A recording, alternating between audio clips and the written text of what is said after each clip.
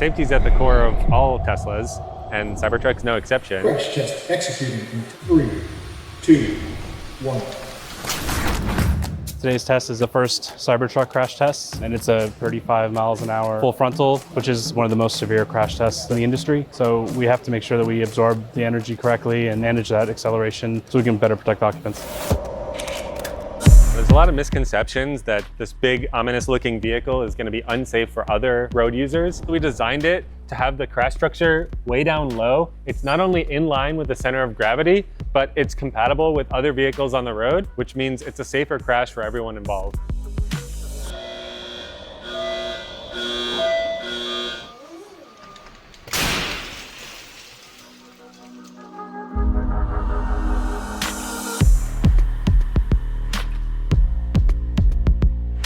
After the crash, we're going back, really making sure that our models match up with exactly the positioning of everything. And then with our simulations, we can see how the airbags are deploying, how the occupant is then interacting with these airbags.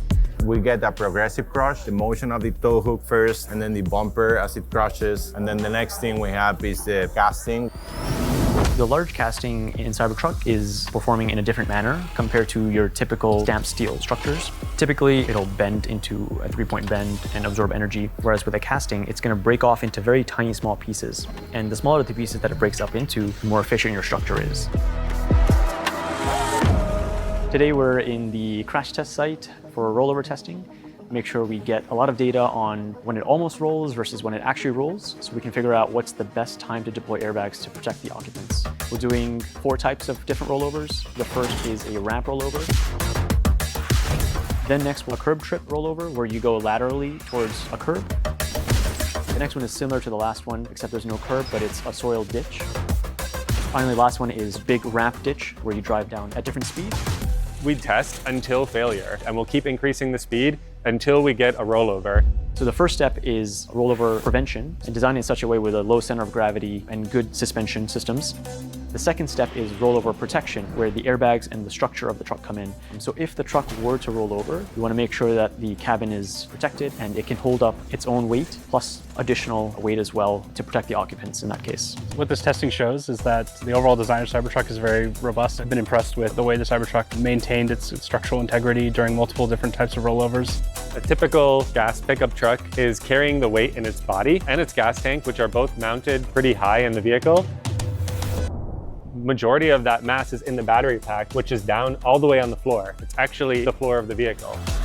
Cybertruck has lowest probability of injury and the lowest probability of rollover in any pickup truck on the market. No one thought it'd be possible to build a tough truck that's also very safe, but at Tesla we don't stop until we meet our high level of safety. Cybertruck's low center of gravity, exoskeleton, and advanced crash structure are what earn it that 5-star overall crash safety rating.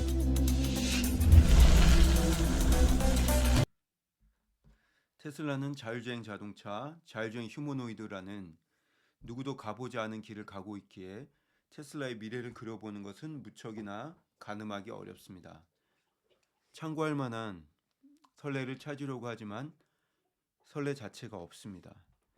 자율주행은 불가능해 혹은 자율주행 자동차, 자율주행 휴머노이드의 성장성은 무궁무진해 엄청나 라는 식의 막연한 불신 혹은 기대감을 갖는 것도 적절하지 않습니다. 테슬라의 미래를 그려보는 건 정말이지 가늠하기가 어렵습니다.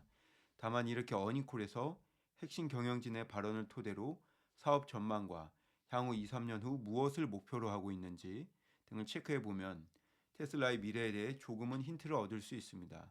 그러기에 어닝콜에 대한 정교한 복귀는 충분한 가치가 있습니다.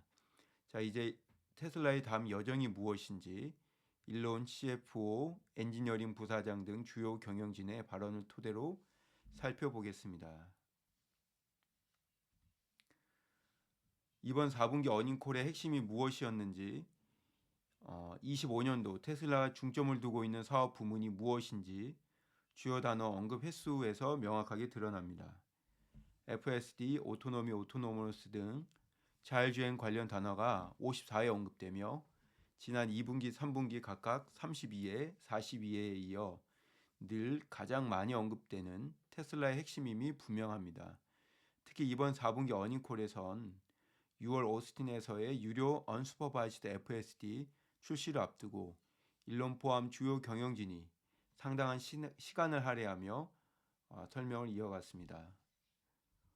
옵티머스 역시 24년 2분기에 이어 4분기에 다시 한번 개별 단어로는 제일 많은 언급을 기록했습니다. 특히나 일론은 매년 5배 규모의 확장을 이어간다면 연간 옵티머스 1억 대 생산에 그리 오래 걸리지 않을 겁니다. 라며 옵티머스 사업 부문의 엄청난 확장을 암시했습니다.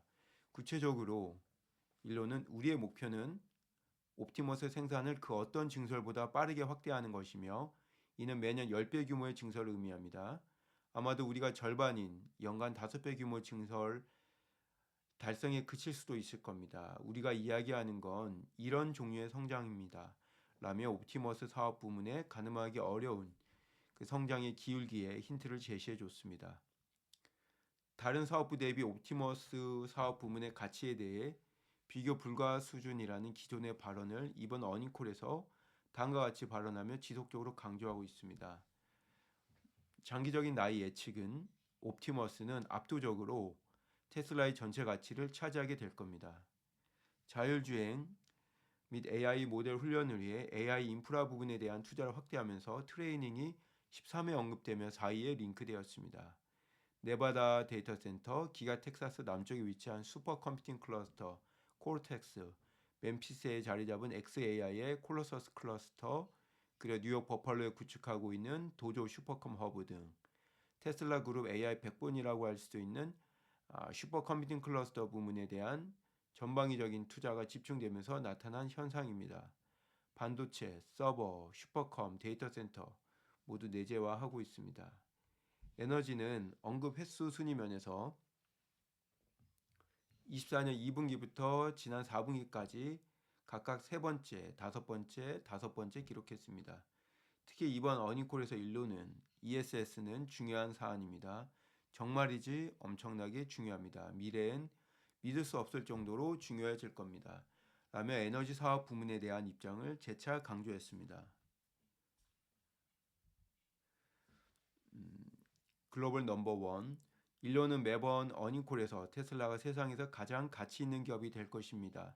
라고 수차례 밝혔습니다. 다만 이번 어닝콜에서는 몇 배가량 더 가치 있는 범접할 수 없는 수준으로 테슬라가 다음 상위 5개 기업의 합보다 더 가치 있는 길에 있다라며 대담한 발언을 어닝콜 서두에서 피력했습니다. 그러면서 덧붙이길 세상에서 가장 가치 있는 기업이 되는 그 여정은 자율주행 자동차와 자율주행 휴머노이드 로봇에 기인합니다. 그래서 우리의 초점은 그것을 구축하는 데 있습니다. 24년도에 기반 구축했고 올해도 계속 이어갈 겁니다. 실제 기반 구축하는 것 이상으로 우린 구조를 구축하고 있습니다. 제조 라인도 건설하고 있습니다. 라며 최근 들어본 것 중 가장 대담한 발언을 했습니다. 25년, 6년, 7년, 8년도 특정 연도 관련해서 어닝콜에서 밝힌 순서대로 언급을 하면서 경영진의 주요 연도별 목표 등에 대해서 살펴보겠습니다.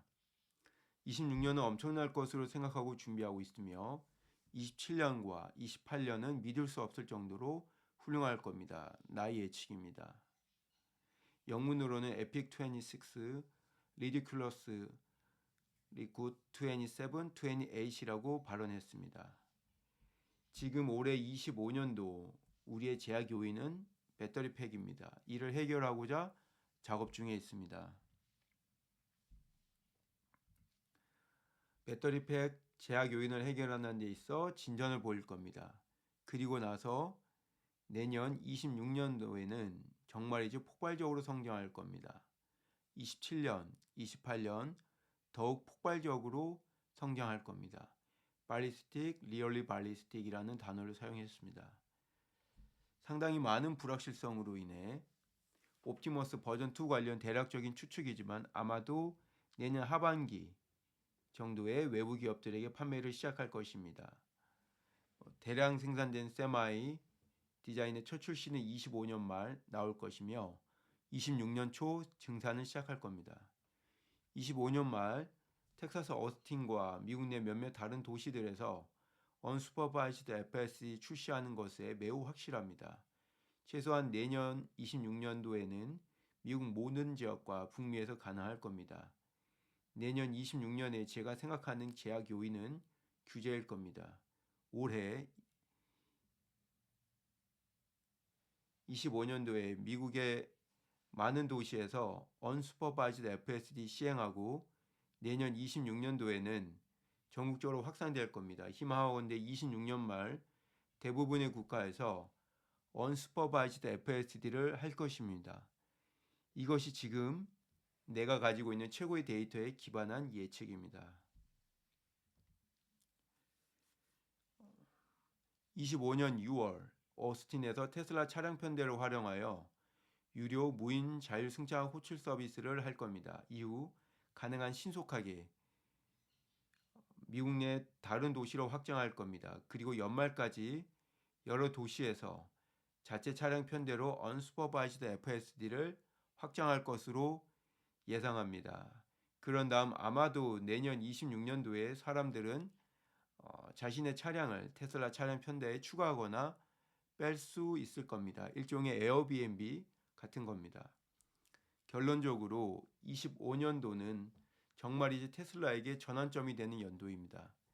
25년을 복귀할 때 실제 작동하는 진정한 현실 세계의 AI인 unsupervised FSD 출시는 테슬라의 역사에서 가장 큰 연도로서 여겨지게 될 것으로 생각합니다.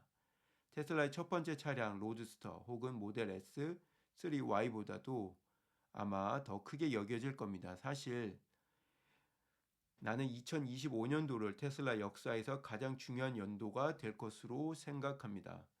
리얼월드 AI 분야에서 테슬라만큼 잘하는 기업 없습니다.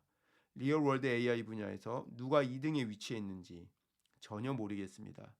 그들을 보려면 정말 큰 망원경이 필요합니다. 그들이 얼마나 뒤처져 있는지 보여줍니다. 옵티머스, 우리의 휴머노이드 로봇 옵티머스의 훈련 요구량은 아마도 최소한 차량의 훈련 요구량 대비 궁극적으로 10배가 될 겁니다. 휴머노이드 로봇과 자동차에는 얼마나 많은 다른 역할이 있나요? 휴머노이드 로봇은 차량보다 아마도 1000배 더 많은 사용과 더 복잡한 업무를 수행합니다. 그렇다고 해서 그 훈련 규모가 1000배라는 건 아니고 아마 한 10배 정도가 될 겁니다. 내가 생각하고 있는 것 중 하나는 장기적으로 옵티머스는 10조 달러 이상의 매출 잠재력을 가지고 있습니다. 정말이지 미쳤습니다. 명확히 옵티머스 관련된 매출의 예측치는 완전히 정신 나간 소리로 들리겠지만 정확하다는 것이 증명될 겁니다. 절대적인 정확도로 예측하는 건 불가능합니다. 많은 불확실성이 있습니다. 내부 계획에 따르면 올해 약 1만 대의 옵티머스 로봇을 제작할 예정입니다. 올해 12월 말까지 정확히 1만 대 제작할 수 있을까요? 아마도 아닐 겁니다. 하지만 몇천 대를 제작하는데 성공할까요? 예, 성공할 것이라고 생각합니다. 우리의 목표는 옵티머스 생산을 걷던 증설보다 빠르게 확대하는 것이며 이는 매년 10배 규모의 증설을